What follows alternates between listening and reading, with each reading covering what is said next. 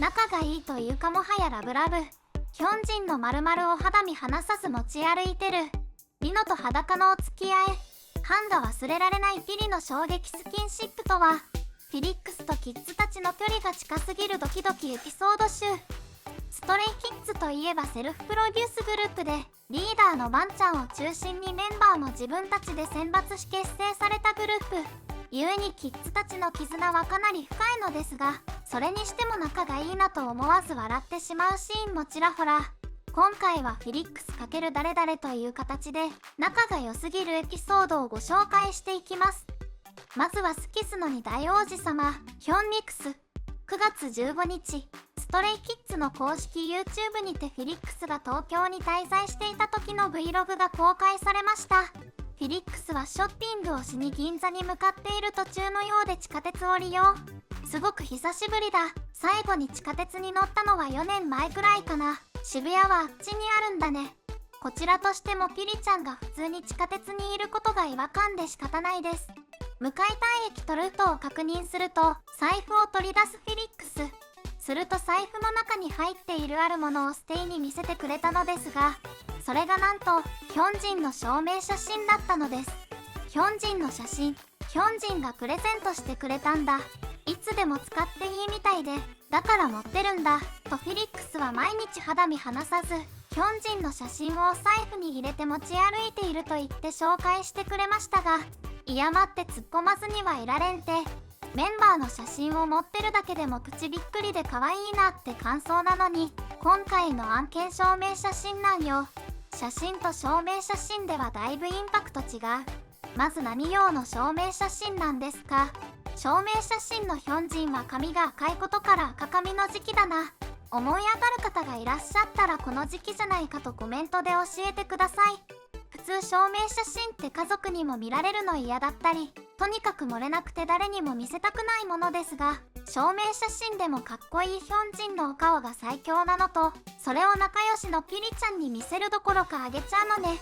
そして宝物かのようにお財布に大事にしまって毎日持ち歩いてるピリちゃんも、とりあえず君は天使だよ。フィリックスはヒョンジンから、いつでも使っていいと言われているからと言っていましたが、どんなシチュエーションでピリちゃんがヒョンジンの証明写真を使用する時が来るでしょうか。これは絶対に逃したくない。ちなみにこの日もフィリックスがつけている指輪はヒョンジンとお揃いのリングだったそうです。ヒョンミクスはお揃いのリングを仕事でもプライベートでも身につけているらしく、イヤモンやってることカップルですやん。お次はニャンニャンなちゃの仲が良すぎるエピソード。ストレイキッズは7月27日に国立代々木競技場第一体育館で開催されたストレイキッズセカンドワールドツアーマニアックインジャパンを開催。最終公演を終えてほとんどのメンバーは韓国に帰国しましたが、顔面国宝ダンスラチャの3人は日本に残って休暇を満喫してくれました。その事実だけでも許して大歓喜ですが、日本での様子を SNS にシェア。ヒョンジンの日本散歩は銀座や国立西洋美術館を訪れたようです。行きたい場所のチョイスも芸術家気質のヒョンジンらしい。公式インスタグラムには日本で過ごした時の写真に加えて、今日も本当に最高の一日でした。元気でね、と日本語でコメントまで。とにかくヒョンジンのスタイルが良すぎて日本の風景も日本に見えなくなってくる。一方ニャンニャンな茶はというと、2人で箱根旅行に行ったようです。芦ノ湖でスワンボートを2人で漕いだり、和食を食べたり、しっかり箱根デート。日本でメンバーが休暇を楽しんでくれていると知りほっこりしていたステイですが、ほっこりしていられない事態が発生。突然衝撃写真が投下されました。それはリノとフィリックスが一緒にお風呂に入っている写真。桶風呂のような小さなお風呂にも見えるような空間で、リノとフィリックスがカメラに視線を送ったり、背中を向けて拳を合わせてガッツしたり、待って待ってこれ見ていいやつ。プライベートフォトにしてもプライベートすぎる。当然のごとくステイは大慌てしました。永久に何事？これ無料で見てもいいんですか？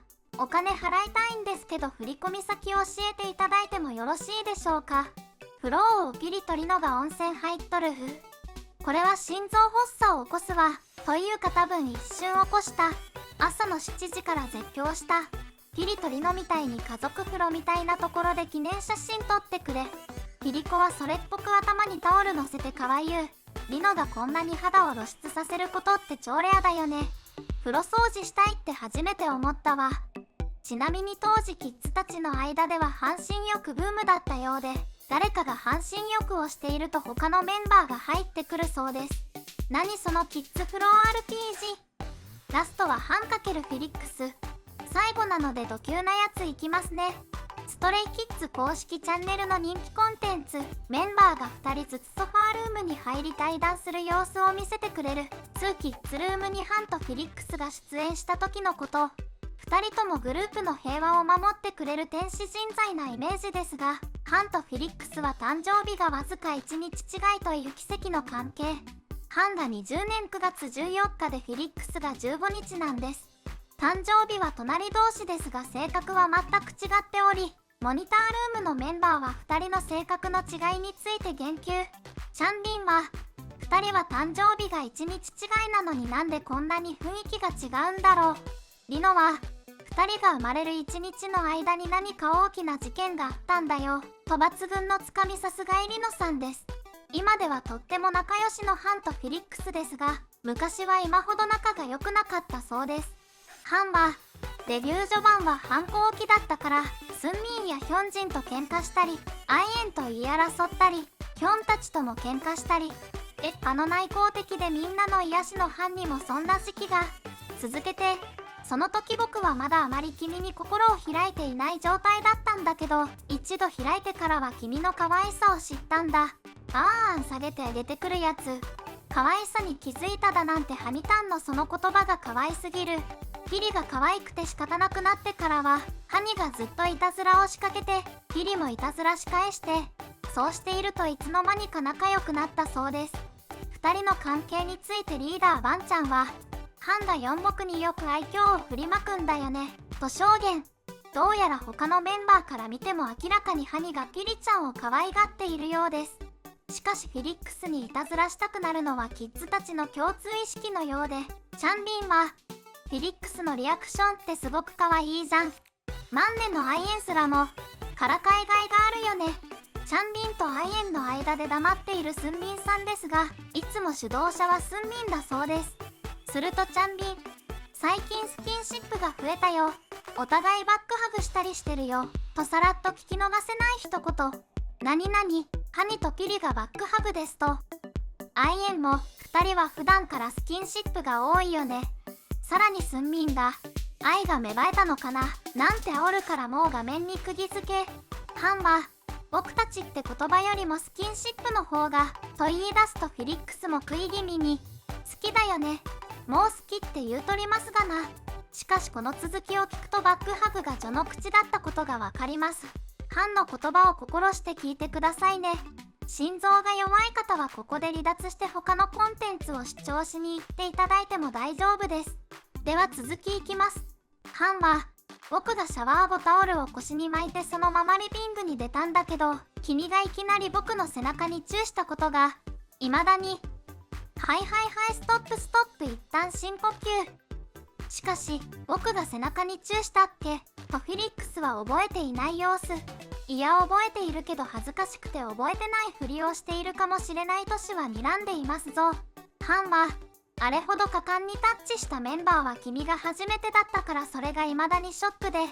ショックだったの。ショックと言ってもいいショック。すごく可愛かった。恥ずかしい。熱い。